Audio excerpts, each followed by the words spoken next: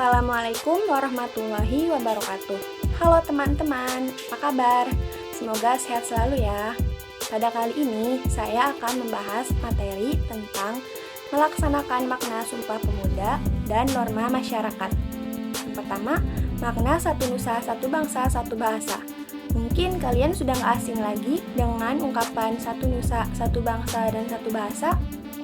Namun, apakah teman-teman sudah tahu apa arti dan makna satu nusa, satu bangsa, dan satu bahasa? Mari simak penjelasannya. Makna satu nusa. Istilah nusa berarti pulau. Jika diartikan secara langsung, satu nusa berarti satu pulau. Namun, jika dimaknai secara keseluruhan, makna satu nusa adalah satu tanah air. Setiap orang yang merupakan warga negara Indonesia harus merasa memiliki satu tanah air yang sama, yakni Indonesia. Kemudian, makna satu bangsa. Indonesia terdiri dari masyarakat dengan beragam suku. Masing-masing suku memiliki ciri khas dan kelebihannya masing-masing. Nah, satu bangsa memiliki makna bahwa meski kita berbeda-beda suku, tapi kita tetap merupakan satu bangsa, yakni bangsa Indonesia. Kemudian, makna satu bahasa. Selain terdiri dari beragam suku, Indonesia juga memiliki banyak bahasa daerah. Hampir setiap suku dan setiap daerah memiliki bahasa masing-masing. Namun, meski berbeda-beda, kita tetap bisa berkomunikasi menggunakan bahasa Indonesia. Itulah arti dan makna satu nusa, satu bangsa, dan satu bahasa. Yang kedua, mengamalkan nilai-nilai Sumpah Pemuda dalam kehidupan sehari-hari. Makna dan nilai dari Sumpah Pemuda dapat diterapkan dalam kehidupan sehari-hari, baik dalam lingkungan keluarga, lingkungan sekolah, maupun lingkungan masyarakat. Yang pertama, lingkungan keluarga. Contohnya seperti selalu menjaga sikap saling menghormati dan saling mendukung antar anggota keluarga, saling menghargai pendapat yang dimiliki masing-masing anggota keluarga.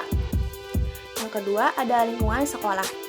Contohnya mengikuti upacara bendera dengan tertib dan mematuhi peraturan sekolah dan belajar dengan tekun. Yang ketiga, lingkungan masyarakat. Contohnya bekerja bakti, melakukan pembangunan desa, dan saling menolong satu sama lain. Yang ketiga, mengenal aturan-aturan yang berlaku di lingkungan masyarakat. Itu ada 4 norma. Yang pertama, norma agama. Norma agama berasal dari wahyu ilahi. Norma ini berisikan aturan hidup yang mencakup perintah, larangan, dan ajaran yang berasal dari Tuhan Yang Maha Esa. Yang kedua, norma kesusilaan. Norma kesusilaan berasal dari bisikan hati nurani manusia yang sering timbul saat akan melakukan suatu hal.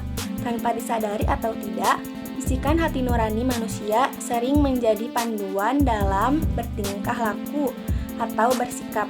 Yang ketiga, norma kesopanan. Norma kesopanan berasal dari masyarakat. Norma kesopanan merupakan peraturan yang berisi kesepakatan bersama tentang baik atau tidaknya, sopan atau tidaknya dalam hidup pergaulan masyarakat. Yang keempat, norma hukum. Norma hukum berasal dari peraturan yang dibuat negara melalui lembaga berwenang.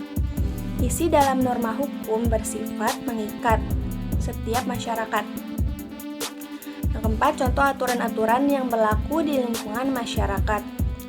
Contoh penerapan norma agama ialah menghormati agama lain dengan bertoleransi, membantu sesama, merawat lingkungan alam, serta membantu orang yang berkesusahan. Yang kedua, contoh norma kesusilaan ialah jangan membunuh sesama manusia dan makhluk hidup. Hendaklah selalu berkata dan bertindak jujur, dan lain sebagainya. Yang ketiga, contoh norma kesopanan ialah berpakaian sopan, menyapa tetangga atau teman saat bertemu, menghormati orang yang sedang berbicara, mencium tangan orang tua, dan lain sebagainya. Contoh norma hukum ialah keharusan masyarakat untuk menaati peraturan lalu lintas. Contohnya ialah larangan masyarakat untuk menyebarkan berita bohong. Nah, itulah materi yang dapat saya sampaikan. Kurang lebihnya mohon maaf. Wassalamualaikum warahmatullahi wabarakatuh.